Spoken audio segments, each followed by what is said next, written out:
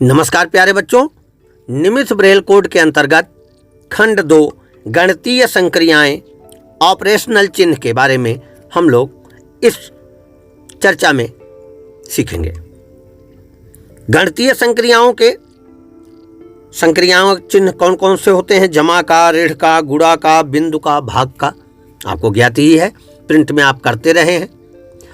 हमारे प्यारे दृष्टि दिव्यांग छात्र छात्राओं के लिए जब इसका ब्रेलीकरण किया जाता है अथवा आप ब्रेल में इसको लिखते हैं तो वहाँ निमित्त ब्रेल कोड का प्रयोग करते हैं। आपको पहले से ही पता है कैसे इसको लिखते हैं और कैसे बिंदुओं का स्वरूप बन के आता है, इस पर हम लोग चर्चा करते हैं। जमा के लिए, जिसको प्लस कहते हैं, उस पे ब्रेल के बिंदु होते हैं 3, 4, 6। ब्रेल के बिंदु होते हैं 3, 4, 6। आपके सामने दिखाई दे रहा होगा ब्रेल में किस तरीके से चिन्ह बन के आते हैं। 3, 4, 6।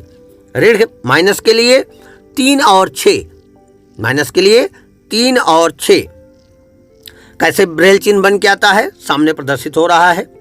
यहाँ पर गुणा के लिए हम लोग क्रॉस का प्रयोग करते हैं। गुणा के लिए हम लोग क्रॉस का प्रयोग करते हैं और गुणे के चिन्ह को लिखने के लिए, ब्रेलीकरण करने के लिए पहले एक सेल में 4 की डाट, दूसरे सेल में 1 और 6 की डाट। एक सेल में 4 की डाट और दूसरे सेल में 1 और 6 की डाट लगाते हैं। ब्रेल चिन्ह कैसे है आपके सामने? एक सेल में 4 की डाट दिखाई दे रही है, दूसरे सेल में 1 और 6 की डाट दिखाई दे रही है। पॉइंट के लिए, बिंदु के लिए हम लोग 1 और 6 की डाट लेते हैं। बिंदु के लिए 1 और 6 की डाट लेते हैं। और भाग, डिवीजन के लिए हम लोग एक सेल में 4 और 6 की डाट और दूसरे सेल में 3 और 4 की डाट लेते हैं। 4 और 6 की डाट और 3 और 4 की डाट। इसका नियम क्या होता है उसको देखते हैं। गणितीय संक्रिया चिन्हों से पहले एवं बाद में खाली स्थान नहीं छोड़ा जाता है। कोई खाली स्थान नहीं होगा। किसी अंक संख्या के पूर्व गणितीय संक्रिया चिन्ह होने पर पहले संक्रिया चिन्ह को ही लिखा जाता है, तत्पश्चात संख्या सूचक चिन्ह लिखकर अंक संख्या लिखी जाती है। दोनों स्थितियां क्लियर हो गई। पहले तो कोई भी खाली स्थान संक्रिया से पहले अथवा संक्रिया के बाद नहीं छोड़ा जाएगा। दूसरा, पहले संक्रिया चिन्ह को लिखा जाएगा, तत्पश्चात संख्या सूचक चिन्ह लिखकर संख्या लिखी जाती है। अब हम लोग इसके आगे कुछ उदाहरणों से इसको देखते हैं कि किस तरीके से हम इसको लिखेंगे। उदाहरण क्या रहेगा हमारे सामने? तो उदाहरण के लिए पहले प्लस का उदाहरण ले लेते हैं। 2 + 4, 2 धन 4, 2 जमा 4। अगर आगे देखें तो पहले हम लोग यहाँ पर संख्या सूचक चिन्ह लगा दिया 3, 4, 5, 6। उसके बाद हमने 2 के डाट लिखे 2 और 3। फिर हमने प्लस की डाट लगाई। अब प्लस की डाट यहाँ पे हुई 3, 4 और 6।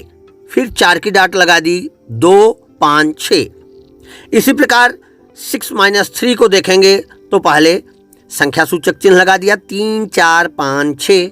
फिर 6 की डाट लगाई 2, 3 और 5। फिर माइनस का जो चिन्ह लगाया 3 और 6। और फिर 3 के लिए हम लोगों ने 2 और 5 चिन्ह लगाए। गुणा की तरफ चलें तो 7 × 5 को अगर हमने लिखना है तो 3, 4, 5, 6 किया। 7 की डाट हमने लगाई 2, 3, 5, 6। और फिर मैंने आपको बताया कि गुणा के लिए 2 सेल का हम प्रयोग करते हैं। एक सेल में हमने 4 की डाट लगाई और दूसरे सेल में हमने 1 और 6 की डाट लगाई। तत्पश्चात 5 की डाट हमने यहाँ प्रयोग की 2 और 6। अब भाग की तरफ चले तो 49/7 49 डिवीजन 7 को अगर हम लोग देखें तो पहले संख्या सूचक चिन्ह लगा दिया 3, 4, 5, 6। उसके बाद 4 की डाट लगाई 2, 5 और 6। फिर 9 की डाट लगाई 3 और 5। तत्पश्चात भाग का चिन्ह हम लोग यहाँ पे लगाएंगे। भाग के चिन्ह के लिए हमने आपको बताया 4 और 6 की डाट एक सेल में तथा दूसरे सेल में 3 और 4 की डाट।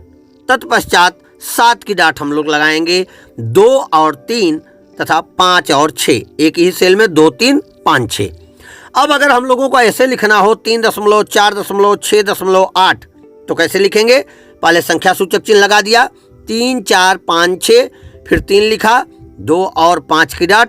फिर बिंदु के लिए हमने क्या लिखा, 1 और 6, फिर 4 की डाट लगाई, 2 5 6, फिर बिंदु के लिए हम लोगों ने 1 और 6 लिखा, फिर 6 की डाट लगाई, 2 3 5, उसके बाद फिर बिंदु का चिन्ह लगाया, 1 और 6, और फिर 6 की डाट लिखी, 2 3 और 6। इस तरीके से इन 5 उदाहरणों के द्वारा हमने आपको जोड़, घटाना, गुणा, भाग तथा दशमलव में कैसे अंक आप लिखेंगे और इनको संक्रियात्मक तौर पे कैसे प्रयोग करेंगे, कैसे अपनी फाइल बनाएंगे, उसका एक छोटा सा उदाहरण आपके सामने प्रस्तुत किया है। आशा है आपको समझ में आएगा, आपको फाइल बनाने में सहयोग करेगा तथा आपकी समझ को विकसित करेगा। धन्यवाद।